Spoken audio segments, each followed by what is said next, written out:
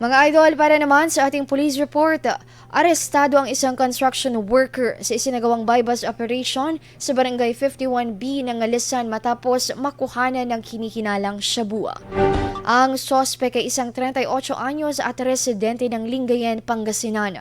Nasamsam sa operasyon ang 5.1 grams ng hinihinalang shabu, nagkakahalaga ng 34,680 o 34,680 pesos at ilang drug paraphernalia. Naharap ang sospek sa kasong paglabag sa Republic Act 9165 o ang Comprehensive Dangerous Drugs Act of 2002.